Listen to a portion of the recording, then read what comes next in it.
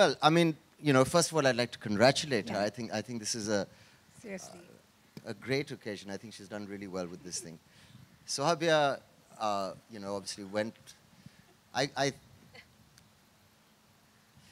went to a wonderful university. I went to two wonderful universities, actually. She went to Oxford as well as the London School of Economics, and was highly qualified and was working in Citibank and, all set to do that. And then she came to stay with me for a summer and quit her job and join movies. And I'm not sure how my parents felt about that, but she's, of course, has her mother's blood and genes as well, and was drawn to this profession. There was a time, she's misleading. She seems quiet and very, very sweet and polite, which she is, and she's a source of strength for us, and I'm very happy she lives in the same city as I do. But she had gone out to dinner once. I want to tell the story.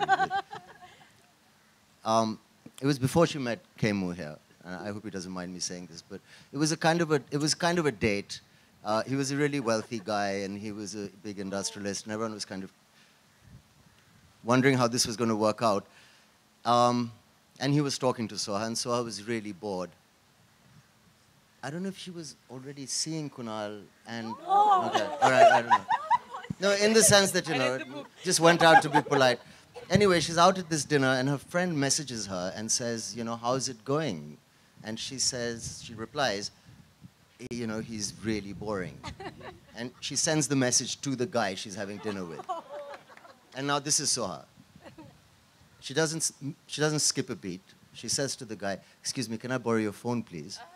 Takes it, deletes it, gives it back, and carries on.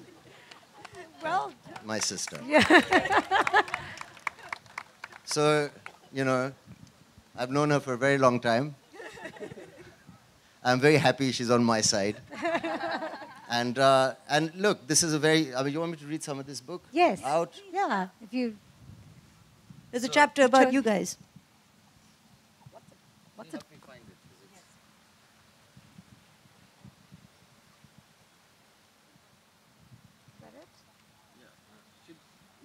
Yeah, what is...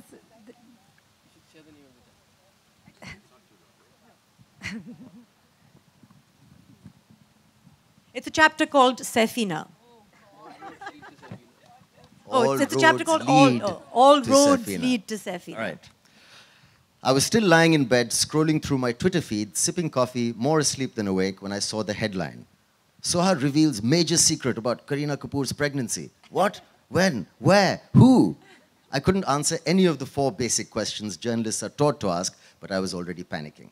The coffee had turned to mud in my mouth, and I was finding it difficult to breathe. I'm usually so careful. I never say anything about Amma, Bhai, and Kareena, and especially nothing about the baby. Had I inadvertently let something slip? I sat up and scanned the rest of the article, and the more I read, the more I relaxed. The major secret was that Bhai and Kareena, or Safina, as they are together referred to, were not planning to have their child in London, as far as I knew. I remembered the interview. I remember answering the obligatory question about how I was feeling about becoming a bua again, dismissing the one about what preparations we were making, expressing vitriol about the one whether I wanted a girl or a boy for them. Will they have the baby in London? The question had come out of the blue, and I was bemused. Why would they want to have the baby in London? There was some furious scribbling and a furtive exchange of glances, and I hastily added, I have no idea what they're planning, and as far as I know, they aren't planning to have the baby in London. I ended with my most convincing, but what would I know, shrug. So the fact that the baby would not be born in London, or Bolivia, or Zimbabwe, or Mars for that matter, was major news.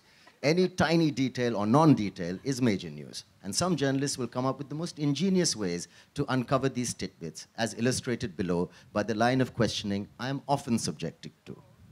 Whilst premiering the first episode of The Great Indian Home Makeover, a televised show on interior redecorating that I host.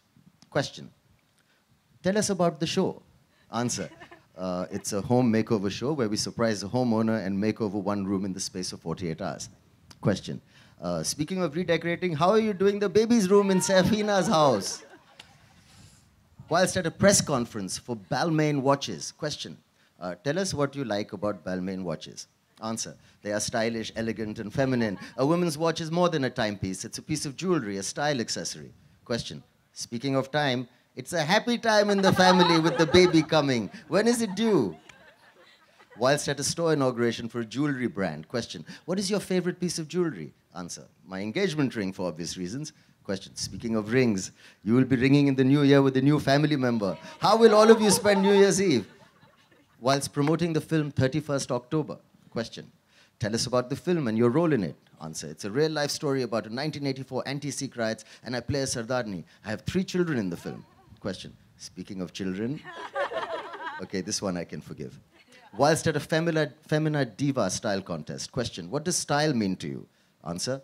Wearing your personality on your sleeve, being comfortable, confident, and carrying yourself in a way that makes you stand out. Question. Speaking of standing out, isn't Kareena setting new fashion trends with her baby bump? During a lifestyle interview. Question.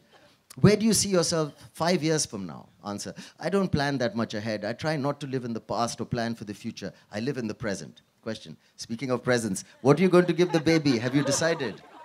During a press conference to announce Kunal and my production company, Renegade Films. Question. Why did you choose the name? Why did you choose your name, choose to name your company Renegade Films? Answer. Well, renegade means rebel. We liked that it stands for going against the grain, doing things differently. Question. Speaking of names, is it true they're naming their baby Safina? You get the drift.